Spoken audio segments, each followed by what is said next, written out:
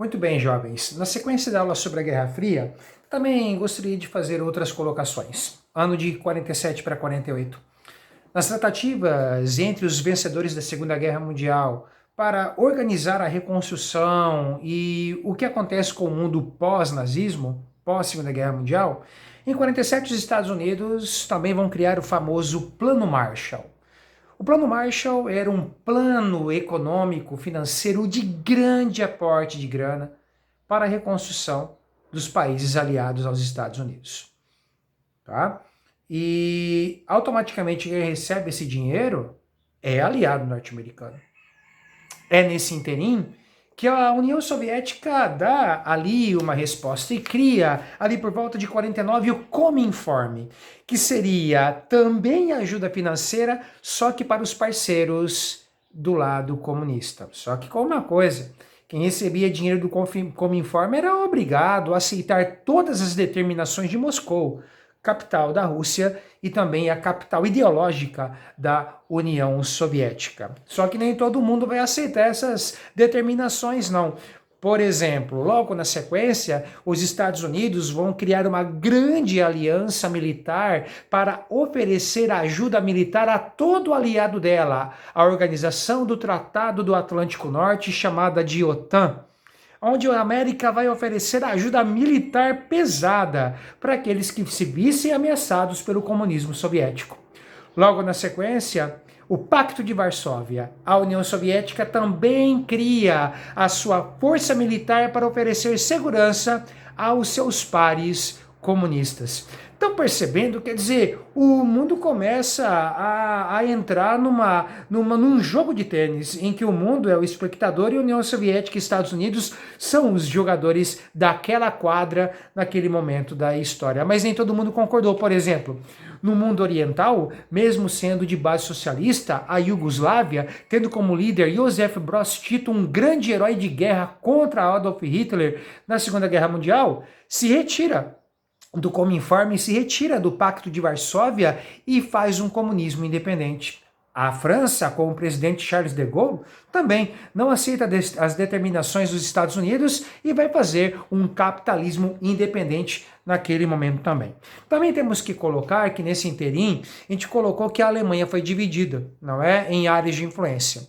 Por exemplo, a Alemanha Ocidental, com capital em Bonn, com influência capitalista americana, e a Alemanha Oriental, com capital em Berlim, com influência soviética comunista.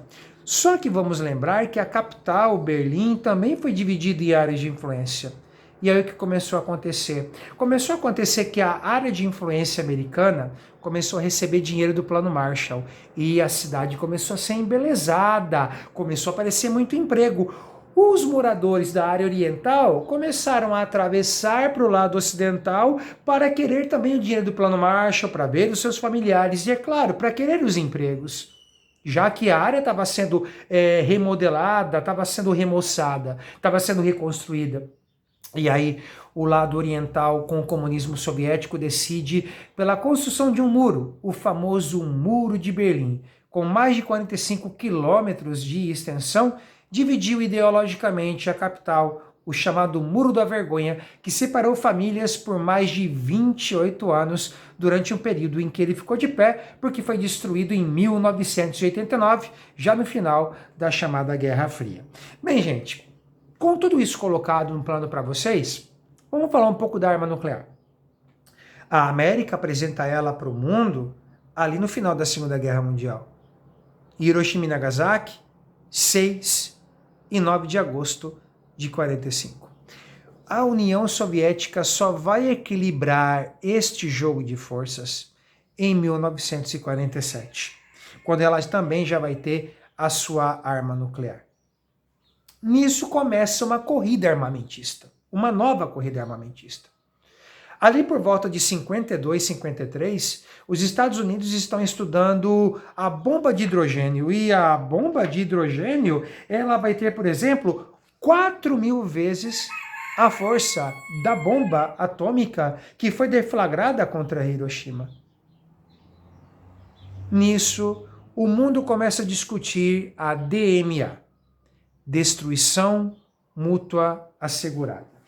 Em outras palavras, jovem, os cientistas vão chegar para os líderes americano e soviético e falar: meus amigos, com o arsenal que vocês possuem e que o mundo não tem, que não consegue produzir, porque não pode produzir também,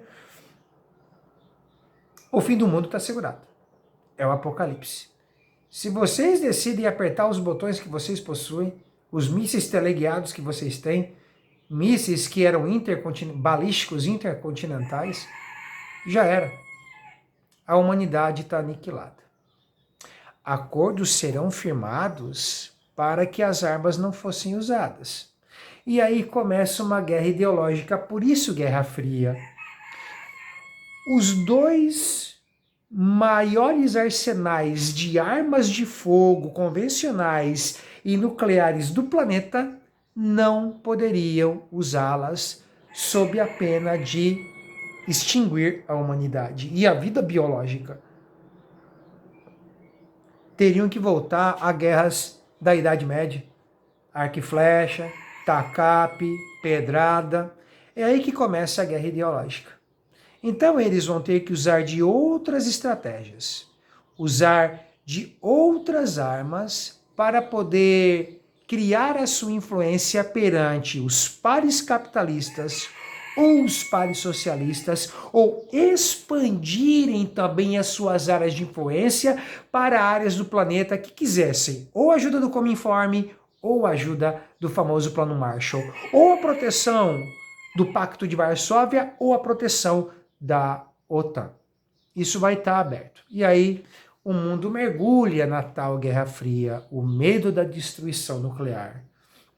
Filmes, programas de rádio, televisão, depois dos anos 50, vão incutir aspectos e valores que vão fazer ou comunistas ou capitalistas crerem que o seu modo de vida era o único correto e que o outro lado é inimigo. O outro lado merece destruição e não o respeito. Isso tudo vai permear, por exemplo, a cabeça norte-americana, que vai investir muito dinheiro em bunkers, em abrigos antinucleares colocados no quintal de sua casa, não é? E que tinha todos os protocolos de segurança para, em caso de ataque nuclear, como sobreviver até que a nuvem radioativa se dissipasse e a vida pudesse voltar a um novo normal, digamos assim. E é claro que do lado soviético, ações dessa maneira, dessa magnitude, também são feitas. Cinema, esportes, também vão ser usados como agentes ideológicos na propagação do comunismo ou do socialismo e também do capitalismo. Até!